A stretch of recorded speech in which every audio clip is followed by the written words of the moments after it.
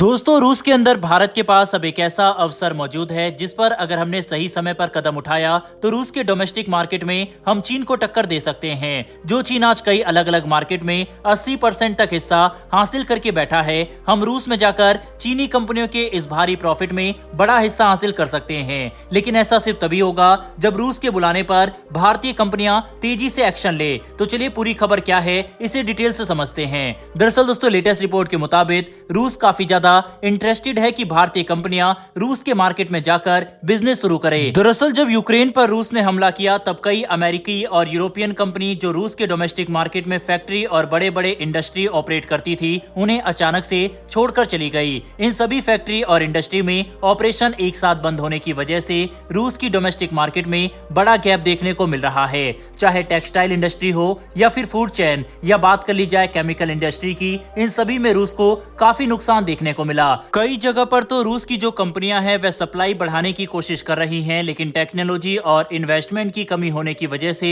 रूस को जरूरत है कि फॉरेन पार्टनर उनके देश में आकर काम करना शुरू करे, क्योंकि फैक्ट्री और इंडस्ट्री का जो इंफ्रास्ट्रक्चर पहले से बना हुआ है उसमें भी हजारों लाखों की संख्या में वर्कर काम करते थे और मौजूदा कंपनियां इन सभी को अचानक से नौकरी नहीं दे सकती, जिसकी वजह से फिलहाल जो इंफ्रास्ट्रक्चर अमेरिका और यूरोपीय कंपनियों के बाहर चले जाने की वजह से बंद हुआ है उसे फिर से शुरू करना काफी जरूरी है। और इस बड़े अवसर पर चीन की प्राइवेट कंपनियां लगातार एक्शन भी उठा रही है। चीन की तरफ से काफी बड़ी संख्या में इन्वेस्टमेंट और टेक्नोलॉजी दोनों रूस में निवेश की जा रही है ताकि रूस के डोमेस्टिक मार्केट में चीनी कंपनियां अपने प्रोडक्ट सप्लाई कर सके। और यही अवसर भारत के पास भी मौजूद है। कुछ समय पहले रूस के शहर सेंट पीटर्सबर्ग में एक इकोनॉमिक फोरम का आयोजन किया जाएगा जिसमें कई अलग अलग देश शामिल होंगे। भारत अगर चाहे तो हम इस इकोनॉमिक फोरम का इस्तेमाल करके रूस के मार्केट में अचानक से बड़ा कदम रख सकते हैं। सेंट पीटर्सबर्ग इकोनॉमिक फोरम में हर साल 10,000 लोग 120 अलग अलग देशों से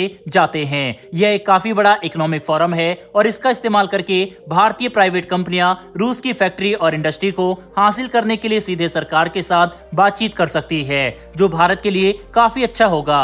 हालांकि अभी ऐसी कोई भी रिपोर्ट निकलकर सामने नहीं आई है जिसके आधार पर कहा जा सके कि ये भारतीय कंपनियां रूस के मार्केट में उतरने को तैयार है, पर एक्सपर्ट का मानना है कि भारत इस अवसर के पोटेंशियल को तलाश रहा है और हम बहुत जल्द ही इस पर कदम उठाएंगे। बता दें कि भारत की प्राइवेट कंपनियों का रूस के डोमेस्टिक मार्केट में प्रोडक्ट की सप्लाई करना और बिजनेस करना ज्यादा फायदेमंद इसलिए होगा क्योंकि 2022 में भारत और रूस का बायलैटरल ट्रेड $45 बिलियन को पार कर गया था। यह अब तक का सबसे बड़ा आंकड़ा है जो इतिहास के पन्नों में हमेशा दर्ज रहेगा, क्योंकि सिर्फ एक साल के अंदर ही रूस द्वारा भारत को किए जाने वाले एक्सपोर्ट में 5 गुना की बढ़ोतरी देखी गई थी, जो $6.6 बिलियन से बढ़कर $32 बिलियन के भी पार पहुंच गया था। ऐसा भारत द्वारा रूस से खरीदे जाने वाले क्रूड ऑयल की वजह से हुआ, जो हम यूक्रेन युद्ध की वजह से भारी डिस्काउंटेड कीमत पर खरीद पा रहे थे। लेकिन यहाँ पर एक समस्या ऐसी है जिसका अंदाजा आप भी लगा सकते हैं। $45 बिलियन के व्यापार में 70% से ज्यादा तो अकेले रूस का एक्सपोर्ट है, जिसका मतलब है कि भारत और रूस का द्विपक्षीय व्यापार में हमें काफी ज्यादा व्यापार घाटा होता है। ऐसे में ये प्रमुख कारण है जिसकी वजह से रूपी रूबल ट्रेड मैकेनिज्म भी सफल नहीं हो पा रहा। देखिए, अगर किन्हीं दो देशों के आपस में व्यापार करना है और ये व्यापार लोकल करेंसी में करना है तो काफी जरूरी है कि दोनों देशों का व्यापार संतुलित हो, जो रूस और भारत के केस में बिल्कुल भी नजर नहीं आता।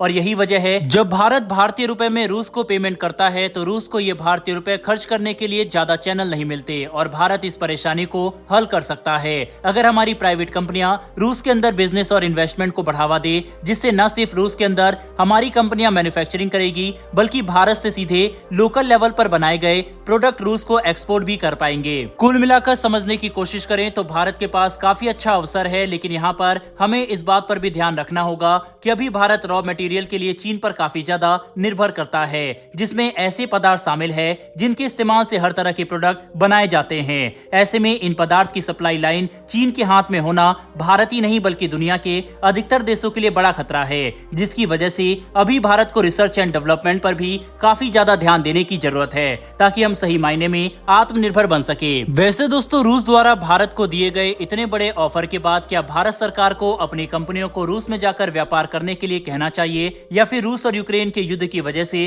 भारत सरकार को ऐसा करने से रोकना चाहिए? अपनी राय कमेंट बॉक्स में लिखकर जरूर बताइएगा। साथ ही डेली वर्ल्ड अफेयर्स से जुड़ी ऐसी वीडियो के लिए चैनल को सब्सक्राइब कर बेल नोटिफिकेशन अवश्य अवश्य दबा लें। फिर मिलेंगे ऐसी एक नई वीडियो के साथ। धन्यवाद। जय हिंद।